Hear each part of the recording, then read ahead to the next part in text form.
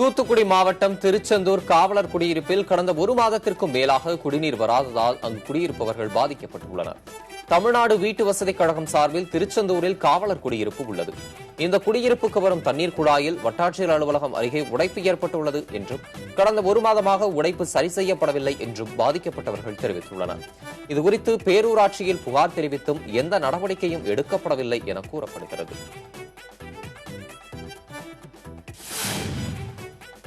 மதுரை ஷெனாய் நகர் அருகே அம்பிகாபதி என்ற ரவுடி கத்தியால் குத்தி கொலை செய்யப்பட்டுள்ளார். இவர் மீது மதுரை மாநகரில் உள்ள பல்வேறு காவல் நிலையங்களில் கொலை, கொள்ளை, திருட்டு உள்ளிட்ட வழக்குகள் பதிவு செய்யப்பட்டுள்ளன.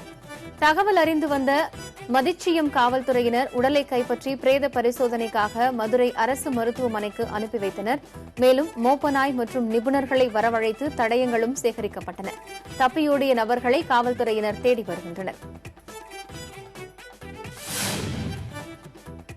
ஈரோடு மாவட்டம் கோபிச்செட்டிப்பாளையம் வட்டாட்சியர் மீது நடவடிக்கை எடுக்கக் கோரி சார் ஆட்சியர் அலுவலகத்தில் புகார் அளிக்கப்பட்டுள்ளது.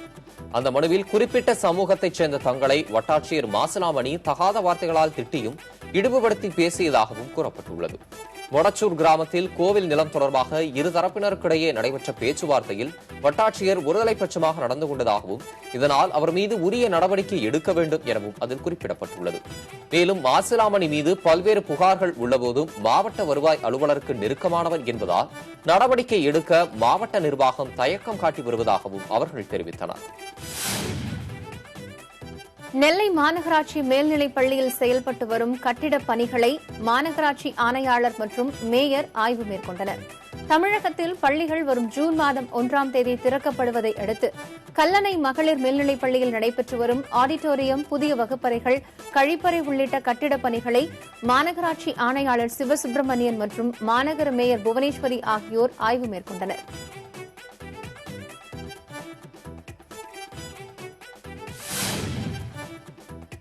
கடலூர் மீனவர்கள் மீன்பிடி தடைக்காலம் முடிந்து கடலுக்கு செல்வதற்கான இறுதிக்கட்ட பணிகளில் ஈடுபட்டுள்ளனர். ஒவ்வொரு ஆண்டும் மீன்களின் இனப்பெருக்கத்தை கருத்தில் கொண்டு ஏப்ரல் 15ஆம் தேதியில் இருந்து மே 29ஆம் தேதி வரை ஆழ்கடலில் மீன்பிடிக்க தடை விதிக்கப்படுகிறது. இந்நிலையில் நாளையுடன் மீன்பிடி தடைக்காலம் முடிவுக்கு வருவதை அடுத்து கடலூர் மீனவர்கள் படகுகளுக்கு புதிய இன்ஜின் பொருத்துவது, வர்ணம் பூசுவது, வலைகளை சரி செய்வது உள்ளிட்ட இறுதிக்கட்ட பணிகளில் தீவிரமாக ஈடுபட்டுள்ளனர். நாகை மாவட்டம் வேதாரண்யம் அருகே குடிநீர் குழாயில் ஏற்பட்டுள்ள உடைப்பை சரி செய்ய வேண்டும் என பொதுமக்கள் கோரிக்கை விடுத்துள்ளனர்.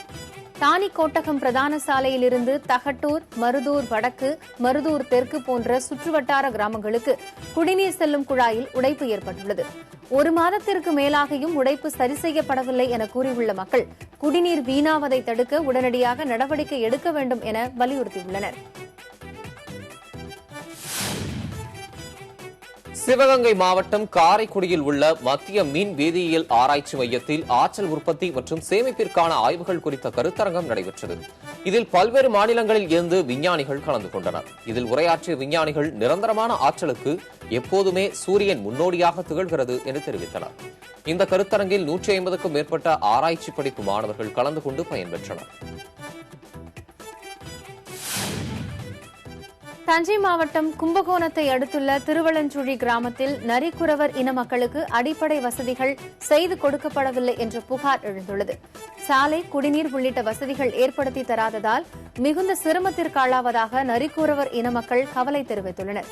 தங்களின் குறைகள் குறித்து மாவட்ட நிர்வாகம் கவனத்தில் கொண்டு உரிய நடவடிக்கை எடுக்க வேண்டும் என அவர்கள் கோரிக்கை விடுத்திருக்கின்றனர்.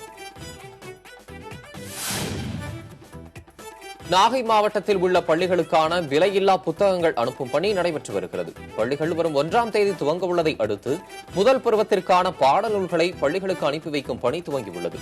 நாகை மாவட்டத்தில் 206 மேல்நிலைப் பள்ளிகள் மற்றும் 1035 நடுநிலை, உயர்நிலைப் பள்ளிகளில் உள்ள மாணவர்களுக்கான விலையில்லா புத்தகங்கள் மற்றும் சீருடைகள் அனுப்பி வைக்கப்படுகின்றன.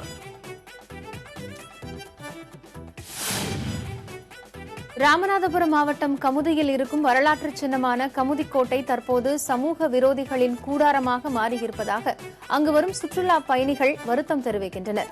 கடந்த 2 ஆண்டுகளுக்கு முன்பு நிதி ஒதுக்கப்பட்டு சீரமைப்பு பணிகள் நடந்ததாகவும், ஆனால் தற்போது இந்த வரலாற்று சின்னம் சிதிலமடைந்து காணப்படுவதாகவும் அவர்கள் கூறுகின்றனர். இது மட்டுமின்றி சில நபர்கள் மது அருந்திவிட்டு பாட்டில்களை உள்ளேயே வீசி செல்வதாகவும் அவர்கள் புகார் தெரிவித்தனர். இது தொடர்பாக தொல்லியல் துறை அதிகாரியிடம் கேட்டபோது அவர் பதிலளிக்க மறுத்துவிட்டார்.